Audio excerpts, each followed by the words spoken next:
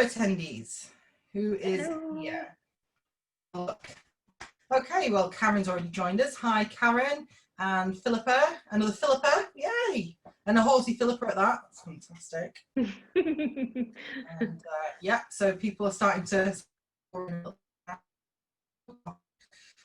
not free, Sadie, but there's like millions, basically. I don't even have that many on my subscription. So, many, but it's wow! Oh my god, it really is filling up quite fast there. We won't delay though. We'll start cracking on. So hi everybody, welcome to EPTv with me, Philippa Christie from Equine Partnership, and I'm joined this evening by Sadie Beech from Sadie Beech Horsemanship. Hi Sadie. Hello. Hi. Hello. So Sadie's joining us all the way from rainy Wales. Should we call it rainy Wales because it's a bit wet? Is it as wet as Ireland? Oh, you've seen both. Not today. We're having a good day today. Oh, that's good to hear. And you're down there. You have so you're on a farm and you keep your horses there. You have so much going on there. Like, do you want to just introduce yourself a little bit to who you are and Sure. over in Wales, North Wales as well. North Wales, yes, we're up in North Wales. Yes, I married a farmer's son, so we have a family farm that we all pitch in when things come round. So the most recent event was shearing, so we've been all pitching in with that. And that's where I keep my horses. I rent some land for my father-in-law to keep my horses up there, which it's really great because my horses get to see so many interesting things, with the farm being a working farm. They see, the sheep being rounded up, the cows coming by, tractors, quad bikes, it's a really great environment for them to be confident in. So yeah, and it's always great to have family close by. We all, as I say, pitch in with each other's little jobs and whatnot. So yeah, it's a really great environment. So.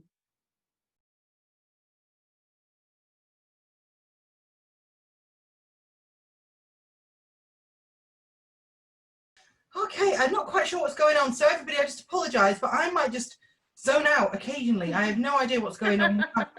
These Wi-Fi satellites that I didn't even know we had, and they have decided to act up because that's what the universe wants. It's trying to trick me to thinking I was fine, and I'm not. So, but it's okay. So sorry, Sadie. So I kind of left you a bit high and dry there. So I'm really sorry about that. Don't worry. Where had you got up to? Yeah, just saying that the farm is a great environment for the horses. There's so much going on that it builds confidence in so many things, and yeah, there's always family around. We all pitch in with each other, so yeah, it's a really great environment for them. Oh, so nice. I'm so quite a lot of people would love to have that, like, kind of been having them at home. I know we have them at home, and it does make a really huge difference. Yes, it does. It does. Yeah, no, it is amazing. It's very much. There are times when I sit and you just kind of breathe in. It's like, wow, this is really cool. So yeah, no, it is an amazing space to have to be in, and yeah, no, it is wonderful.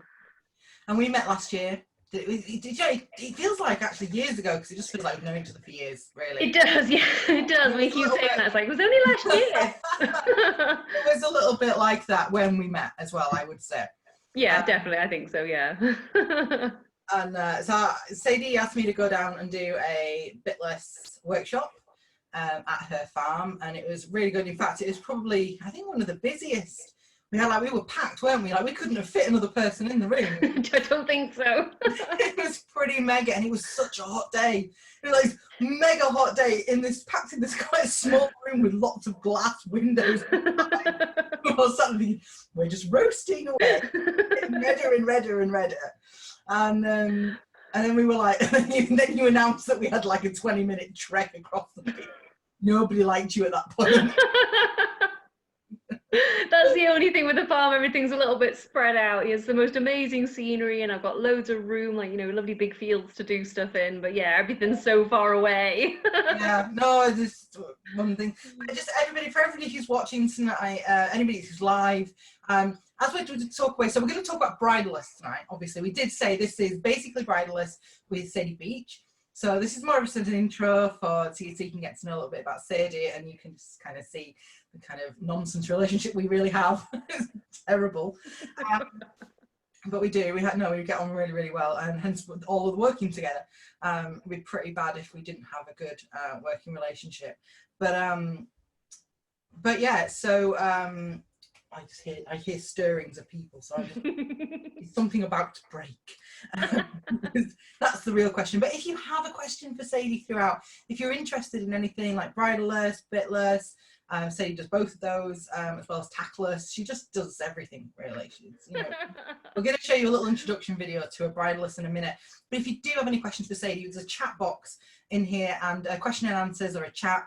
And you're very, very welcome to put in a question in there, and Sadie will try and answer them. I'll try and monitor them as we go through the evening. So I'm going to share a screen with you. Okay. Share. There we are. Oh, still working. So hopefully you can all now see a screen that's black. Can you see that, Sadie? Yep, I can see that. Yep. I can't hear you, but yeah, but you can see it. So I'm just going to play this. So this is just an intro here to Sadie.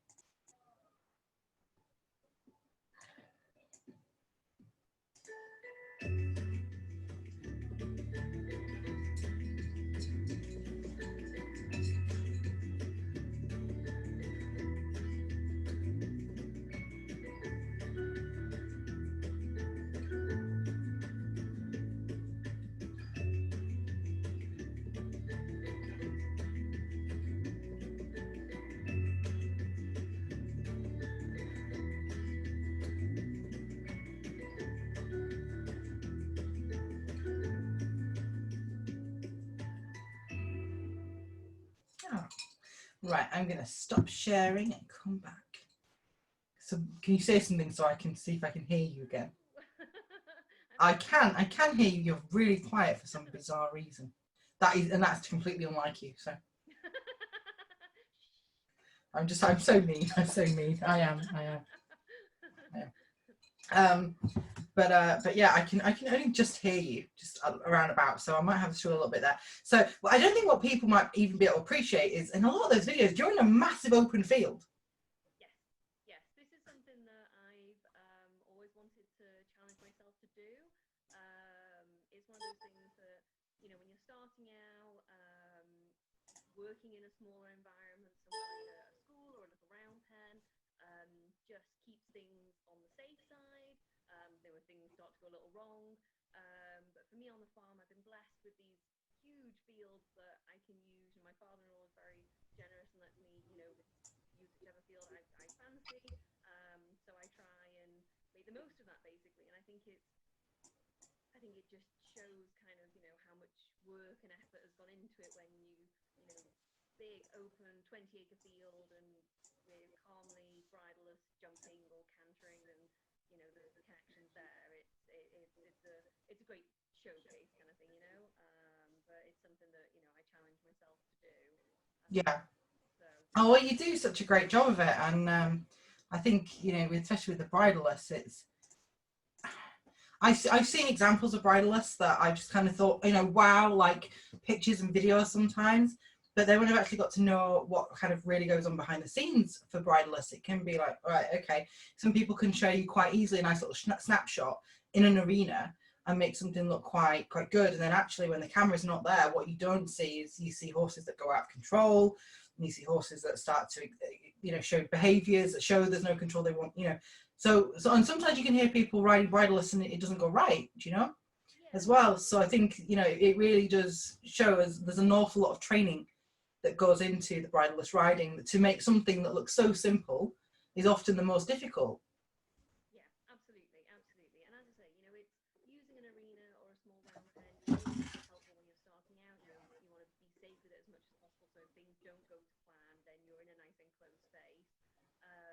But then it's also a case of, when you are in that small space, it's so easy to maybe get a little heavy-handed, because if things go wrong, well, you are contained, whereas in a big 20-acre field with trees and hedges and all the rest of it, it'd be very easy to get tangled up in them, or pony just kind of runs away with you a little bit.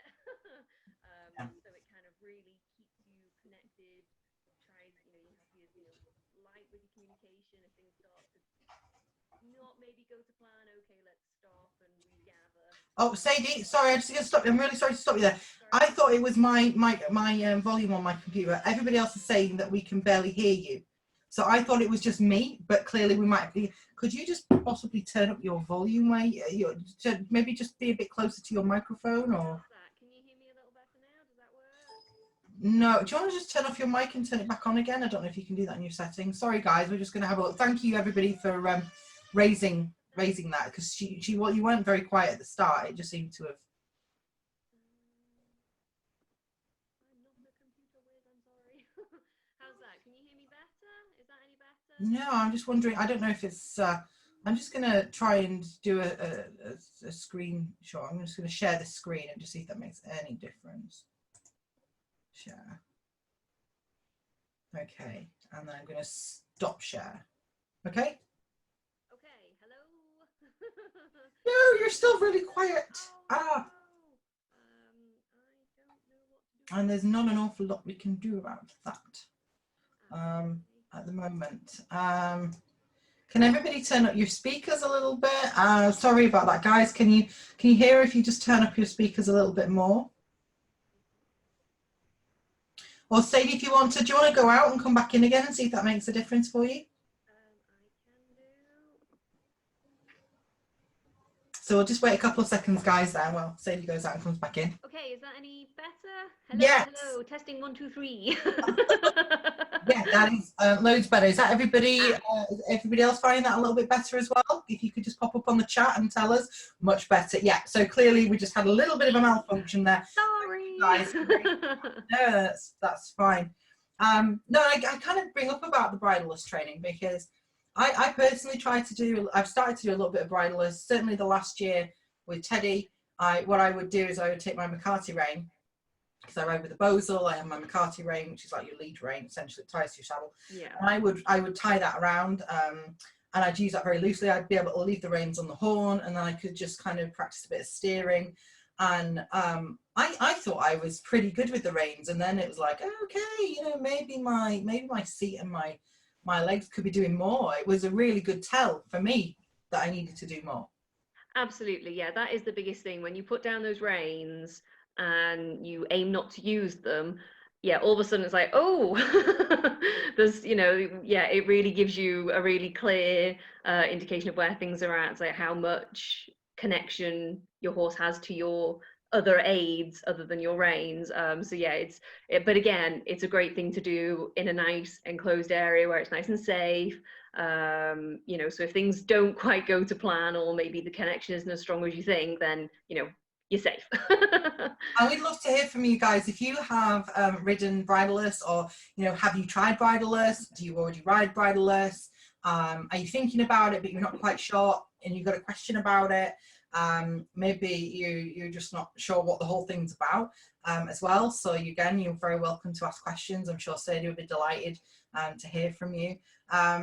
So I am interested, like, how do you get into Bridalist? Is it just something, do you just take the bridle off one day, or did you, what happened for you? Well, it was a case of, it started with my first horse, really. He came to me in this great big huge bit, barely had any brakes whatsoever. He was actually a war reenactment horse, and basically his job was gallop as fast as you can across this field when I say go. About him, yeah, the biggest issue for me was then when I brought him to the farm was actually stopping at the other side of the field. So yeah, it just it just got to a point where riding with him, neither of us were enjoying it. So it's like, right, okay, we need to find, something needs to change here. So it then started down the path of becoming bitless. And kind of Bridalist just kind of came from it, really. It was just, I wanted to ride with less. I wanted it to be as light as it could, as connected as it could be. And it just, I don't know, it was just something inspiring. I think I saw somebody riding Bridalist once. I think it was a clip of somebody galloping along the beach with absolutely no tack whatsoever. It's like, Sounds amazing. Wow, I didn't even know that was possible. So, you know, there I am with this great big bit and I can't stop this horse. It was like, oh my gosh, I want to do that. So then, yeah, sort of went down the route of bitless and just basically started taking things away. Just tack started coming off, basically. And yeah, that's just how it came about. And just, you know, the level of communication and connection that you get with your horse when you know, aim to use less equipment. Oh, it's just, yeah, that feeling was just addictive for me. So yeah, it just kept going till bridle and everything came off. Oh, you think it's kind of, you're so brave, really, because I've not been brave enough to take the bridle off. I have ridden Teddy. I did get on Teddy a few times, like with just no tack on and just, you know, in the arena, sort of just getting on for a wander about and everything. But Yeah. You know, go from that to actually, like, I don't know, if I put him in a big field, a lot more than he'd been walking. Either that or the cows would be chasing him. Oh, see, my ponies are used to that. Teddy wasn't that fussed about the cows, was he, when we were doing the old photo shoot there, the last. Yeah. No, that went well. So Sadie came here a couple of weeks ago, and yeah, we had a little photo. It was great. Great fun. I'm going to see if I can pull up a few pictures, actually. Oh yeah. Because we had a really nice time, and I was trying to find pictures. Oh yeah, here's a good one. So I'm gonna try and share these without. Okay, what are we doing? So I'm gonna share the screen. So here's a picture of us in the big field setting up the picks, and with the cow. So we turned up, didn't we? We turned to a photo shoot in the field, and all the cows decided it's their moment. So we are going, woo, there's cows, and like, we're not really cow trainers, they were just curious. And the dog did absolutely, you can see my little dog there, my little Jack Russell cross King Charles, and she's just sat doing not a lot. You and the cows took another tea break. Teddy just doesn't care, Teddy just eats things. No, not bothered. Yeah, so there's a few pickies. It was fun. But yeah, no, well, coming back to what you said there about, you know, just, you know, being brave to take off the bridle. The thing is, for me, it's been such a steady progression. You know, it's, you know, years have gone kind of, you know, into this with my horses, and, you know, it was a long time, and before it was waiting for that connection, and to the point that my reins were almost getting in the way. So my reins, I kept the bridle on, tried to just use the cordeo, and yeah, it got to the day where one day it was like, these reins are in the way, I don't actually use them anymore. It's like, get rid of those, and there it was, kind of thing. But it's, you know, it's years in the making, and so much time and effort, you know, going into it, kind of thing. And yeah, it was just, yeah, one day just didn't need them anymore. So, and that's kind of how I work with, you know, my horses now. It's, you know, there are some days where my reins stay on because, you know, ponies may be a bit full of beans or not quite connected or whatever, but, you know, it's case of, it's, you know, I don't feel at a place where, you know, oh, I just ride bridleless. I never put my bridle on anymore. You know, my bridle is still there as my backup. And then when, you know, we're nicely connected, well, then we can chuck it away. It's nice to have that option, I suppose. I mean, that's what I love about basically Bridalist. So that was your concept. Yes. And that's your hashtag. That's my hashtag. Tonight, basically Bridalist. Yeah, because this is the thing, you know, I've heard, you know, from a fair few people actually that have tried Bridalist and just said, oh yeah, I just kind of took the halter or the bridle off one day, and, you know, off we went. It was like, oh my goodness. It's like, I'm glad you're still here to tell the tale. It's a case of, you know, don't do that. You know, you really don't have to, you know, kind of throw everything out and, you know, hope for the best. It's very much, you know, preparing yourself and your horse, you know, to be bridleless. And the idea with basically bridleless is you can be wearing your bridle but still act like you're bridleless. You know, as I say, you know, it got to a point where my reins were just kind of hanging over the horse's neck. They weren't being used, but they were there if I needed them. So you've got that safety net of having your bridle there just in case. And especially if, you know, I know some folks you know, maybe aren't as, you know, lucky as I am to have all these great big fields to ride in, but, you know, if they have to like hack out or whatever, you know, be on the roads or on lanes, you know, you need, you know, safety is obviously a number one thing. I was going to say that was something that I was going to kind of raise, because like I've seen pictures of people hacking out with just a cordeo on, and I've often thought, I'm not sure the highway code really, you know, whether you'd be covered by your insurance, whether you'd be covered as well, like absolutely, spook or something happened, you know. Yes, absolutely. So we should have definitely advised people, you know, to keep their bridles on, even if they're wearing bridleless. Absolutely.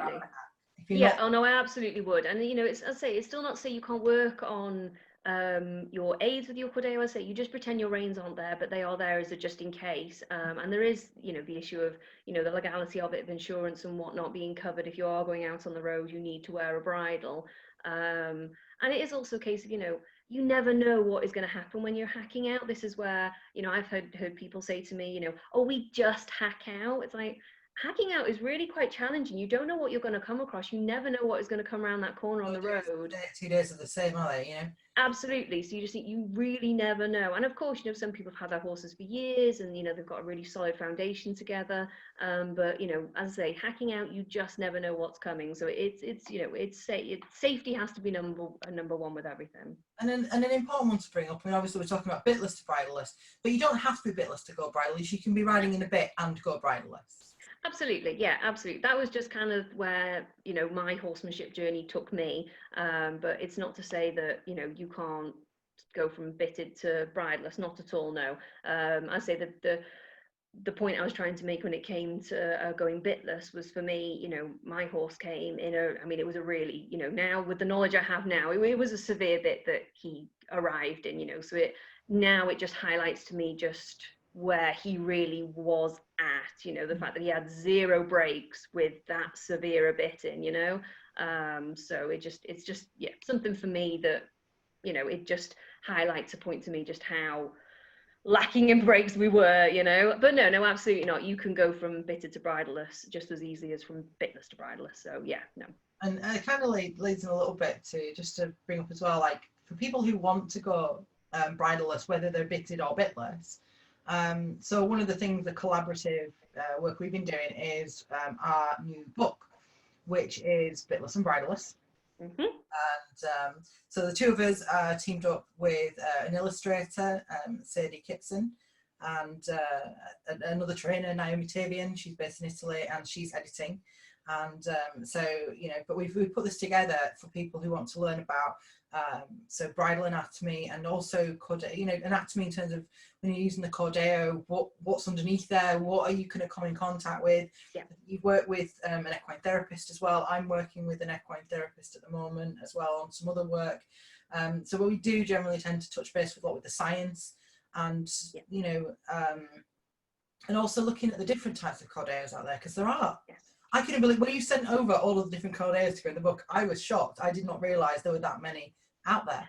No, I didn't actually, and I think that's a general feeling from the horsey world. That, you know, people do seem to. It's almost like people are making do a lot of the time from what I've seen. It was like, oh well, I just use an old lead rope that I found, or I use, you know, an old stirrup leather or something like that. I don't know that people are aware of quite the variety that is available, and the thought that's gone into a lot of them. So this was, you know, one thing with, you know, our book that I really wanted to highlight to people was just the variety and the things that, you know, the features that are available in so many of these cordeos that are on the market. And that's a really good point, because there are lots of different features, and so you've looked at all. So I think most, if not all, of the cordeos that you photographed, you have tried them out, you've used them, you have put in the book about the features. So pretty much like what I've done with the bridles. I know in the new book, like for me as well with the bridles, I've gone through a lot more of the pros and cons of the bridles. There's a lot more in-depth work, because I've had the last year to work on even more bridles and to use different bridles for different horses as well. All the different trainers that I've been working with. So it's been a much bigger project, and the book has gone from 66 pages to it's well over 200 pages now. So it gives you an idea really of how much has gone into it. And Sadie, what Sadie does, which I really love, is Sadie's got a great way with words, guys, and she has put together a really friendly, user-friendly, rider-friendly information into the book about learning theory and about transitioning. Okay, so the book now features a step-by-step guides for all of the learning theory. Okay, things to have done, you know, on the ground before you even getting on. So it's got step-by-step groundwork, transitioning to bitless, and transitioning to step-by-step groundwork for bridalist, and also transitioning from bridle to bridaleless as well. So that's all in there, step by step. And on top of that, you've even done a course. Where have you had the time for this? I have absolutely no idea. I don't know, between ponies and child, I have no idea. But I'm just going to stop in there. So Abby's just put a comment. She says, I've ridden bridleless a few times on my green gelding and she loves it. It's really nice to hear, Abigail. I just wonder what everybody's using. If you do ride bridleless, what cordeo do you use? Or if you use any at all? I know some people use baling twine and all sorts of things, you know, but it's not to say, because there's not obviously break points and things like that. It's kind of an interesting one to talk about. So you tried so many, and then so this is the announcement, guys. So Sadie, I'm not going to say it myself, I'm going to hand it over to Sadie in a second, but so Sadie tried out all of these cordeos and she found something that needed to be done. So Sadie, do you want to tell everybody what you have been working on? I shall. So yeah, no, I should say I was researching all the different cordeos I could find for the book. I was buying as many as I could get hold of so I could actually feel them, touch them, try them. And as each one was coming into me, I was kind of reviewing it mentally as I was going and like, oh, that's great about that, or I'd change this. So as I was going, I was kind of, say, reviewing them as I went. And kind of thinking what would I do differently, how would I alter them, what would I do, and yeah, it just got to a point where I was you know, as I found as many makers as I possibly could, and it got to a point where I couldn't seem to find any more, and there was still what I felt was another design that I think would, you know, be great to have, and so I went ahead and made it. You actually have made you've made your own cordeo. I did.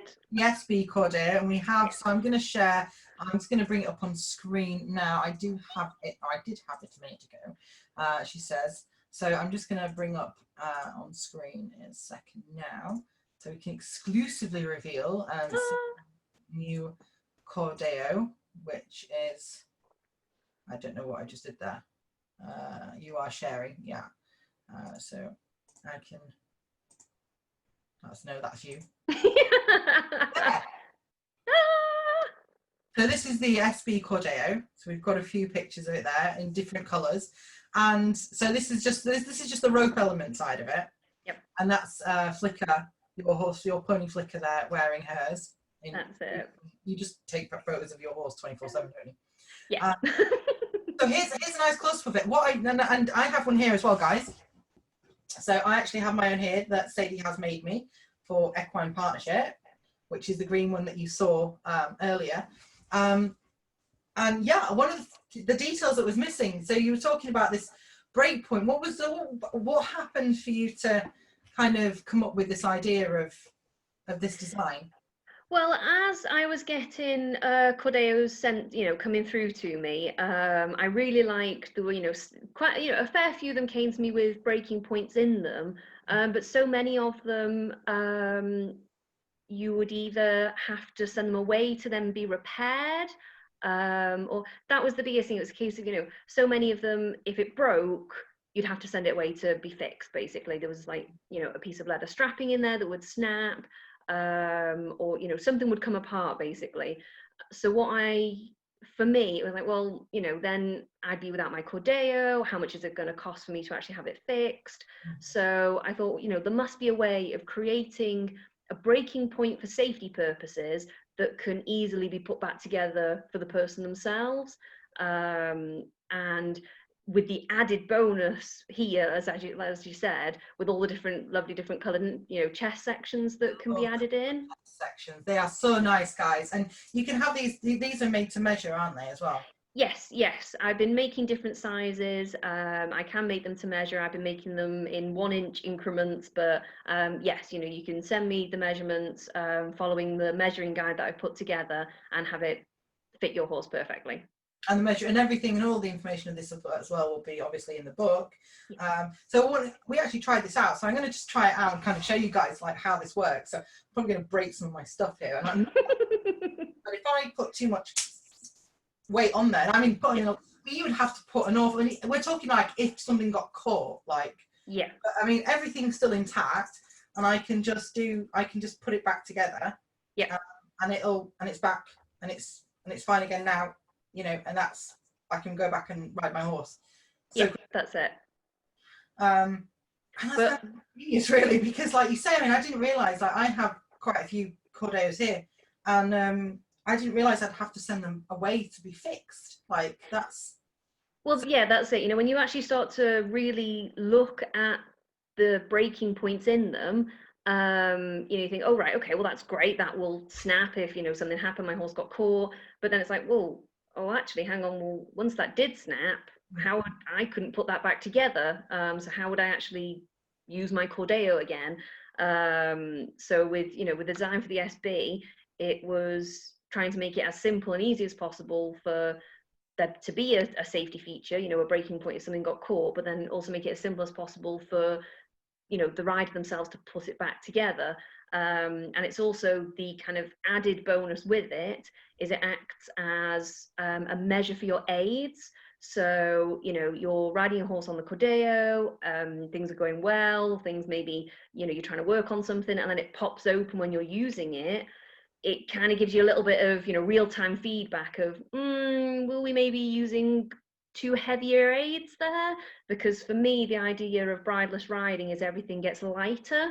I've seen a few images that maybe aren't so super of really super tight cordeos, and for me that's not the idea of bridleless riding. I've seen them with spikes on, and seen them like really very high on the neck as well, and they're almost like wire, like really thin wire on the horse's neck, and you're thinking, is this going to be comfortable for them? Do you know? Exactly. A bridle.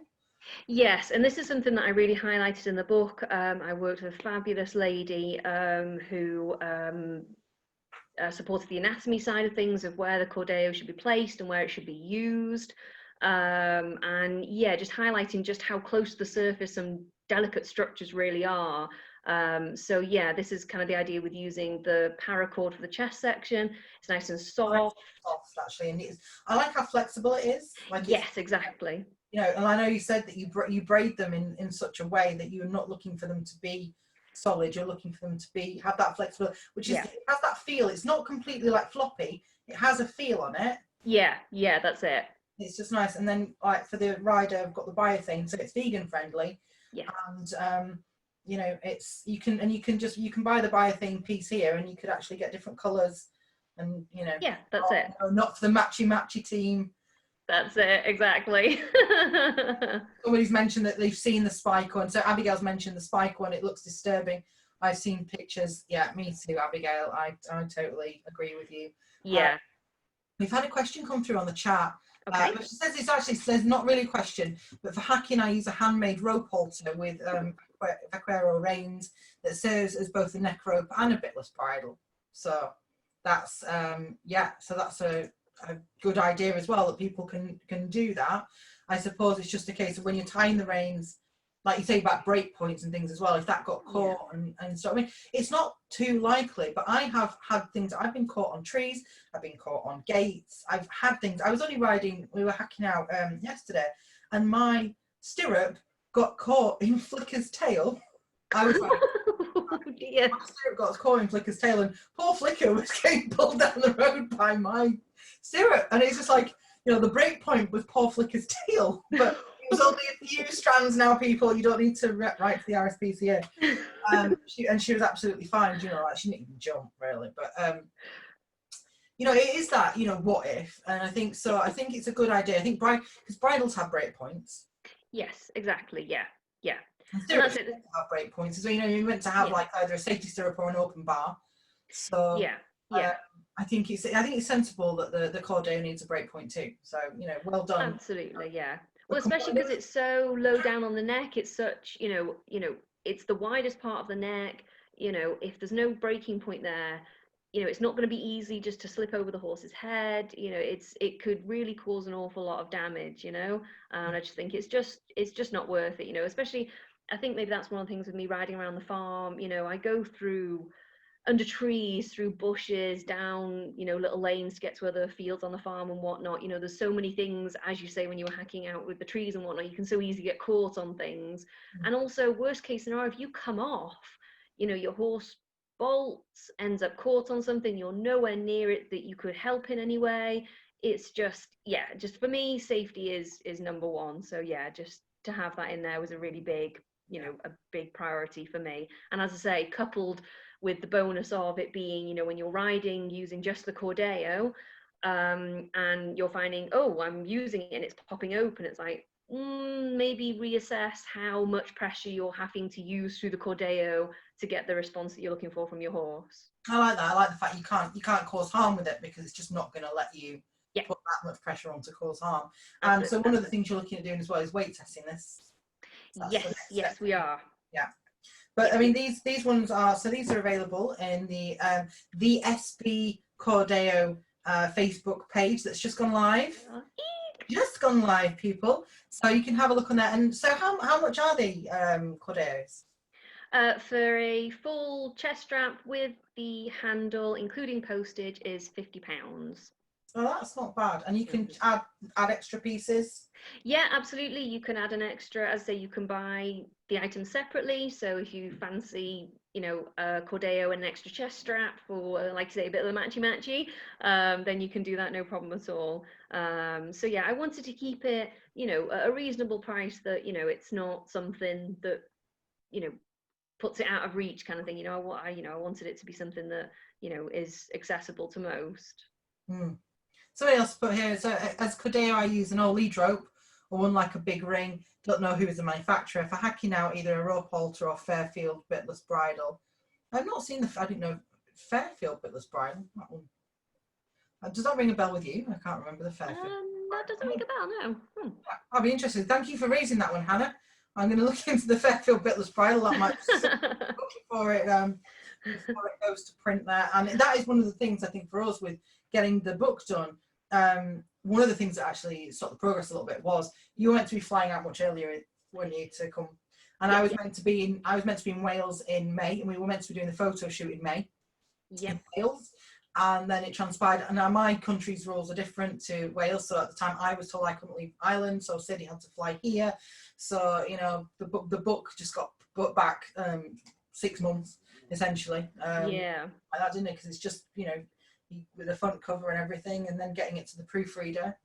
So yeah, that's it. Yeah, no, that's it. Everything, obviously everything closed down kind of thing. But as you say, I think it's given us more time to, I mean, it's not just a case of we've been sitting here, dum-de-dum-dum, let's wait for the printer. We've been adding so much in, really bulking out as much as possible. So you're getting a much bigger book for it, you guys. The book is currently on like pre-order price for $16.99, and at the minute that's pretty much the print price of it. So it really is a bargain. It's going to be going up a lot more, but it's still at that price until the 1st of October. So that's the one we've been doing. So if you want to learn more about Bridalist, obviously there's the book, but then there's the course that you're putting. You've already got a course in the Equine Academy. Yes. Yeah. And that's the How Horses Learn course. Yes, so that's that's a course that I feel that pretty much any question would benefit from, really. It's an overview of kind of management, nutrition, how it all kind of leads into training, and then sort of the learning theory, and then the basics as well. So it's a broad course that I think would benefit most people. There it is. So I'm logged in there, so I just have to log myself out. Log out. Come on, out you go. Out you go. There we go. So I can log in. I can go and have a look in your course now. So this is Sadie's course, How Horses Learn, and it's a really good course. So I've done the course myself as well. you know, because I like, obviously whenever I'm putting, so the Equine Academy is one of my other babies that I do, and you know, I obviously look through all the courses, so while you can't actually see every single course information wise, you can see the content of all of the modules, and there's just an awful lot in there, and some really good videos as well. So using both so the learning theory, you're so good at explaining the learning theory, Sadie. I think that's really nice that, you know, you kind of come at it as well from a very balanced perspective. It's like, you know, if you're using positive reinforcement, you're using negative reinforcement, you can still, this course is accessible for you, you know, and especially with the tactile cues, I think that's so important, and that really comes in a lot with Bridalist, doesn't it? Yes, absolutely. Yes, it's, as I say, for me, riding bridleless is not just a change of tack. It's very much a level of communication. Everything should get lighter. That's the aim, for things to get lighter, so that you don't have to use quite so much tack. Basically, like I say, to the point that you're not needing your bridle anymore. And as I say, you know, I have seen, you know, a few images of very tight cordeos, and as I say, for me, that's just not what bridleless riding is. And for me, that's not, you know, that's, for me, that's not communication. It's, you know, it's so yeah, it's aiming for lightness in everything that you do, to the point that, as I say, you can start taking tack away, to the point that, I say, you don't need your bridle anymore, you know. So yeah.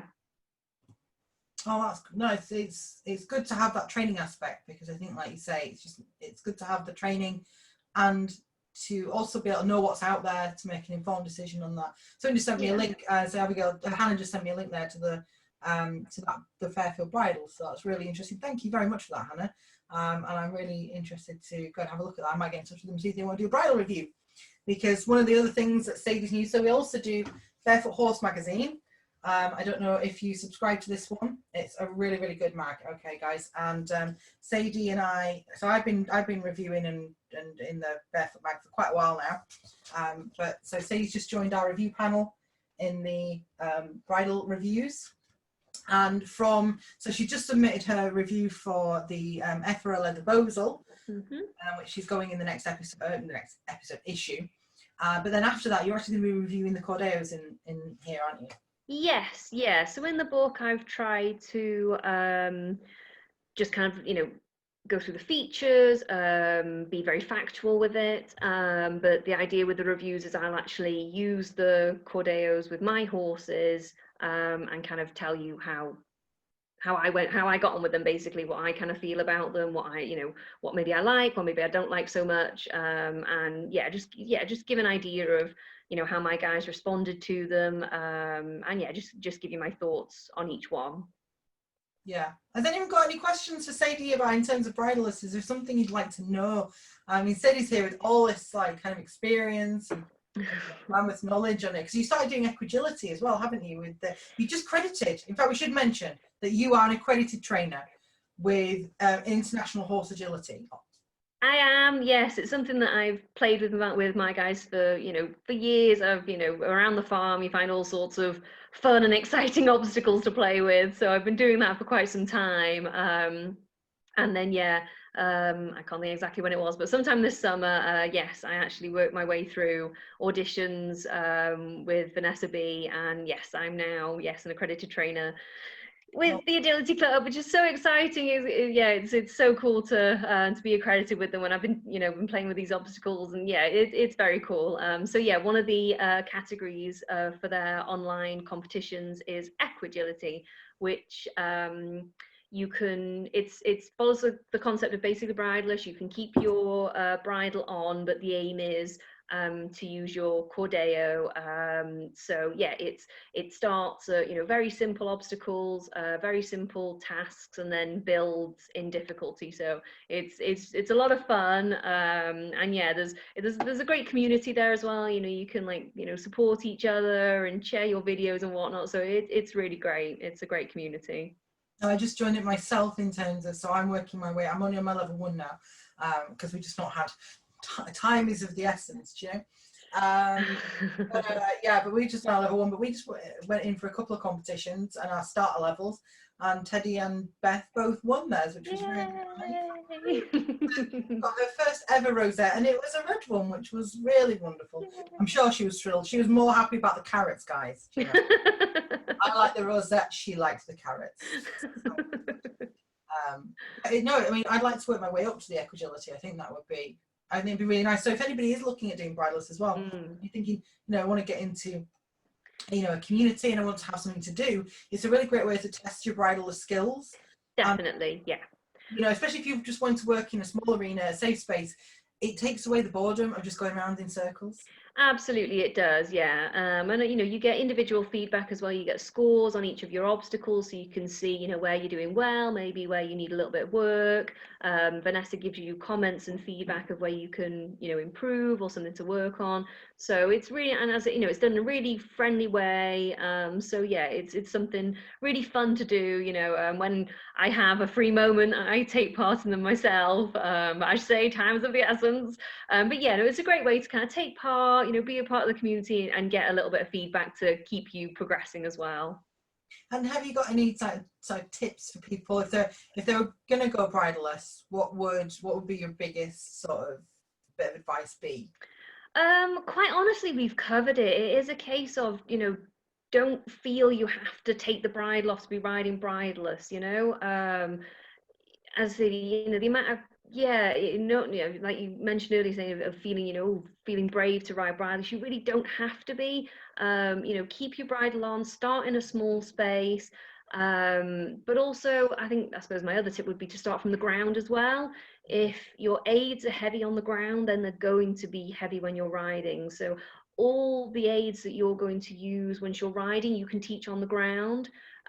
So that my recommendation would be to do that, feel how everything feels on the ground. And then when you do get on board, keep your bridle on as a safety net. Don't feel that you have to be riding with no bridle to be riding bridleless. You can just use your cordeo, keep your reins there, just kind of tucked away around the horse's neck. So if you need to, you can use them. That's really great advice. I'm just showing a couple of links, guys. So I'll just put you a link out there to the SB Cordeo Facebook page, and also a link out to Sadie's course on how horses learn, because I think as well, if you're looking at going bridleless, having a really good understanding of the learning theory. If you're not already, you might already be up on it, but if you're not already up on it and you're thinking, what are they talking about? What's positive and negative reinforcement? What's all that? Then that course is definitely one to go and have a look at. So she's got that course there, and then she's also got another course that's coming up. Also, which is great. So you've got the basically bridleless course, is that right? Yes, I am working on that. It's nearly done. I've just got a few videos I want to add in, just working through the exercises, just so you can see them in action being done. Because yeah, like you pointed out earlier with the tactile cues, that's a really important one for me. It's a case of, just how light can your aids be, so yeah, again, I'll say for me, bridleless riding, it's about lightness. It's not just about, taking the bridle off, or, it's about how light you can have that communication. So yes, the bridleless course has the transitioning element to it. But I'll say, yeah, I'm just editing some videos and then I'll be with you. No, that's fine. We've got so many courses coming from the Academy. It's insane. We already have a waiting list. Don't worry, you're already on it. But you've also got another course, the Liberty course. Yes. So yeah, Liberty is kind of my other passion. For me, I just love communicating with my horses with as little as possible. So yeah, we play a lot on the ground. As I say, doing groundwork is a great way to prepare for your riding. Anything you want to teach ridden, you can teach on the ground first. You can make it clear for your horse, you can support them when they need the extra support, and it just means if things maybe don't go quite right, you're safely on the ground. But yeah, Liberty, I absolutely love. Again, the Agility Club have Liberty competitions on their website that you can take part in. Again, it's, you can start at just really simple obstacles and build up and get some great feedback. But yeah, again, it's that level of communication that it takes, that level of connection it takes to be able to work at liberty. And again, start in a small space. I play in the big 20-acre fields, which I'll say is, to get to that point of connection with your horse where you're in a huge 20-acre field and you're doing these awesome liberty, maneuvers, and your horse wants to be with you and connect with you is absolutely fabulous. But, that's not where it starts, for some, maybe it does, but, start in that small arena where, you can, it just makes things a little bit easier. You can communicate more clearly. And again, if things aren't going so well, pop your halter back on and just help your horse understand what it is that you're asking, but yeah, again, it's for me, it's just working up to using less tack is just kind of my aim. I see you're so passionate about it, and you're doing such a great job as well, Thank you. Sadie even came out and she was riding my horses. You were both of them, didn't you? And I noticed you're a very light rider. You're very light with your hands, and the horses probably were like, is there somebody there? But in comparison to like some riders will be very heavy-handed. You understand the concept of light hands, which is really nice. Absolutely, yeah. Because for me, it's a case of if you don't offer your horse that light feel, they don't get the chance to respond to it. If you go to pick up the rein and you're instantly very heavy, you don't have that nice soft feel that they can actually respond to. If you take your time, go nice and slowly, this is where, again, being in an enclosed space, you don't need the response right away, like, oh my gosh, here comes a tree. If you're in a nice enclosed space, you're nice and safe. You're only going to get to the other side of the arena or the round pen, whatever. So you can take your time, be nice and slow, gently pick up that rein, gently pick up the cordeo, and your horse has the chance to, as I say, respond to that really gentle tactile cue, and then you can reinforce and say, yay, that's what I wanted. So yeah. And speaking of types of reinforcement, Abigail asks, my horse doesn't seem to be interested in me unless I have food rewards. So should I change what I'm doing? No, not at all. It can be, the relationship can take time to build. So it might be that, you just need to pursue a little longer, or it could be that maybe you need to make things a bit more interesting, maybe what you're actually doing, if you've maybe done it a few times, if your horse is maybe quite clever, or maybe not hugely motivated. It could be that maybe you just need to change things up a little bit. This where for me the agility club is really cool, because they'll bring out different obstacles for you to play with, different ways of playing with those obstacles, so it adds a little bit of imagination for you, and your horse goes, oh, this is a bit different. So yeah, no, stick with it. It could just be that the relationship is just steadily building, but then on the flip side it could be maybe just add a little bit of something a bit different in, just to spark a little bit of interest, might help. No, that's really good advice as well. So I hope that helped you with your question, Abigail. Has anyone else got a question for Sadie? Is anybody else thinking about going bridleless, or do you have any fears? Are you worried about anything? I think that's the biggest thing that stops us is fear, isn't it? I mean, for me, it's like the what ifs, because I've had a lot of what ifs over the last year, guys. So there's been like, what if this happens and I end up in hospital again? Generally that. But actually, like, getting back to things and stuff, just got back hacking recently, and it's just like so nice to get out.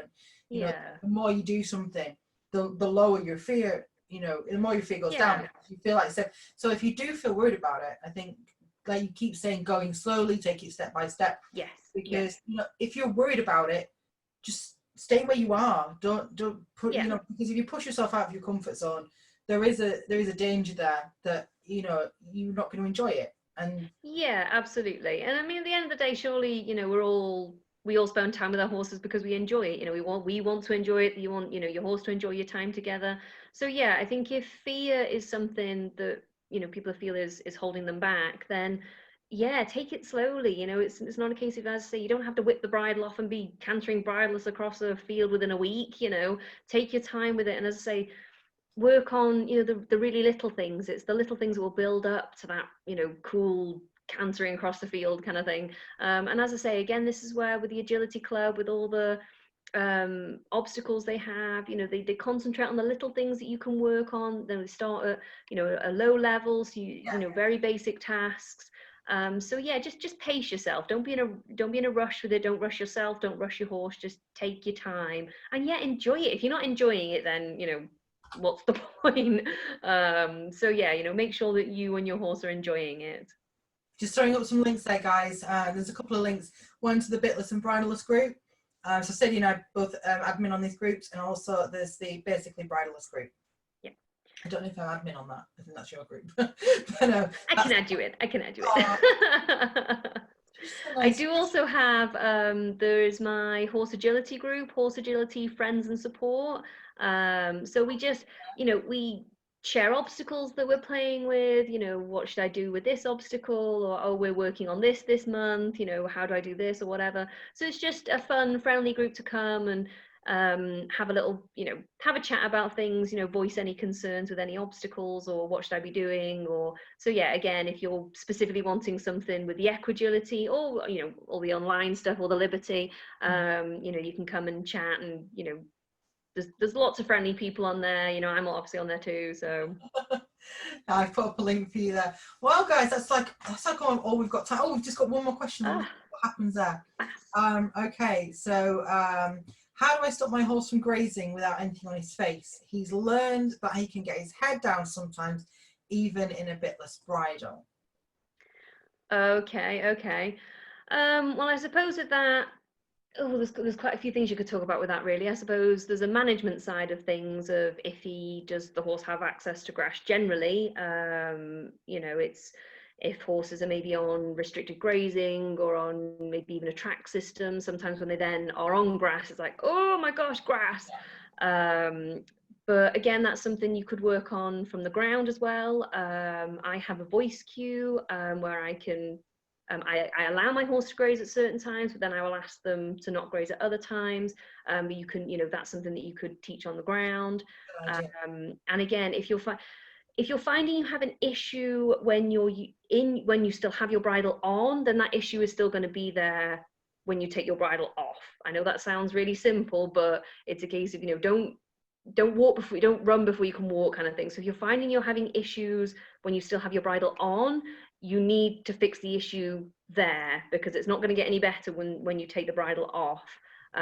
So yeah, fix the issues, and I say take a step back further, work on it on the ground first. But yeah, no, you can have stuff would be a really good place to start, maybe for you, Abigail, there, because being able to just walk with your horse, because I get that question all the time. It's like, how do you work I only have a grass arena. I don't have, so all of my horses, all 5 of them, all have to be able to work with me on grass without a bridle or a head collar or anything. And that is a lot about that, the education, and the cues, and there is the obedience of that as well, and having that. And mine, I'm on a track system, and if they do see grass, they do go mental. So the grass arena as well is the sweetest grass, because it doesn't get grazed very often. But so they're doing the Liberty course, and Sadie's got a great Liberty course now, and that's also going to be transferring to the Equine Academy soon. But she currently has it available on a Facebook group, so it's already.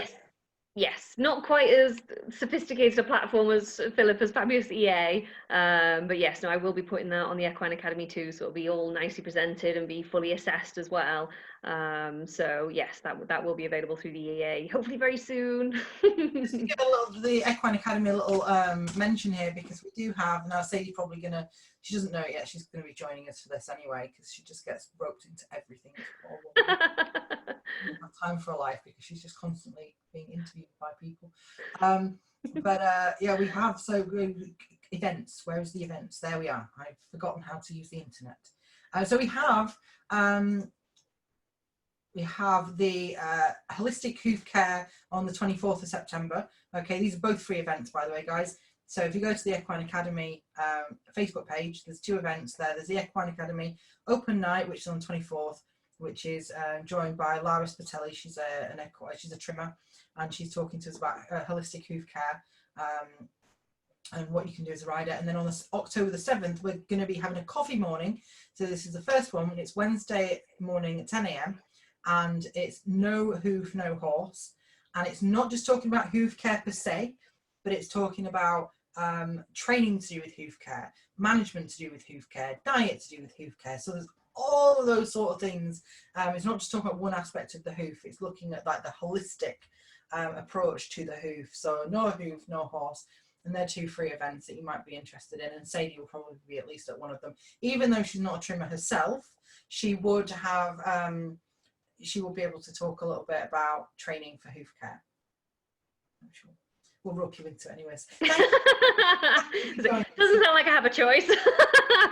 Really good. And I'm hoping, so we're going to be having the EPTv chats monthly, so look out for the next one. I'm speaking to a couple of trainers. If there's somebody you'd like me to talk to interview, I generally tend to annoy most people, so I will quite happily get in touch with people and ask them if they want to come on and chat about their specialist subject. If it's bitless or bridalist related, all the better, but we can also talk about agility. We can talk about pretty much any subject that's kind of a little bit out there, because that's, I think, what I pretty much do. That's my tagline. I do stuff that's out there. Bitless lady, the weird, I've been called a lot of things, you know, it's more pleasant than others, but mainly the bitless lady's quite nice. I like but I'm a lady. That's you know, anyway, right, that's enough for me. What was I going to say? So Abigail's just actually commented, I know we're going over time now, guys, as well. So she's put, he's a halflinger who I'm trying to make sure he doesn't get overweight or get laminitis. So that sounds like Abigail is maybe possibly restricting grazing, or, you know, she's just been very, very careful, conscious about the grazing. So let's, you know, I think, you know, if you can do some work there with the maybe with the positive reinforcement, you already said that you're using that, so maybe you could look at working, even if you need somebody local to come out to you. I've kind of showed a lot of people how to do that. Maybe we could, I don't know, maybe Sadie or I can make a video. Maybe that's something we could do. I don't know. Is it, Sadie? You like star in your own movie? Sounds good. We'll be inviting everybody as well to our book. Well, just enough dates. I know we're just throwing dates at you, but we'll also be inviting everybody to our, there'll be an online book launch party. So where people will be able to order the book and get a special offer on the book, and also get to preview a bit of the content of the book as well. And yeah, and I'm sure we'll be doing some prizes up for grabs. Maybe you can get a couple of free copies of the book with some signatures in it. Who signatures? I don't know yet. We'll find somebody locally who can sign them. I'll have to send them all to Wales to be signed, and then she'll have to send them all the way back and distribute them. So yeah, the postman's going to be busy anyway. Yes. So yeah, I think we're done there with all the pictures, all the questions. Abigail, I see you know nobody in your area who does Liberty or positive reinforcement.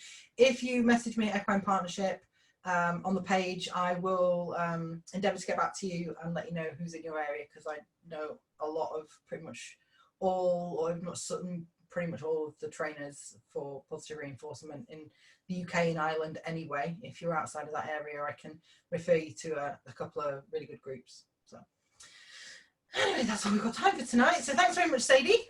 No, thank you for having me. Thank you for showing this fabulous cordeo. I'm absolutely thrilled, and you'll be seeing it. So I haven't been able to share pictures. But you will be seeing this in more of my pictures, because so that's what I'm doing with Flickr at the moment. That's what we're working on. We've just transitioned to bitless, and she's actually working out now in a light rider. That's her bridle of choice at the moment. So you'll be seeing us in this, and hopefully we'll be, next time you visit Sadie, we'll be riding basically bridleless in the open field, or a different open field. Who knows? Might not be here. Good night, everybody, and thanks for joining.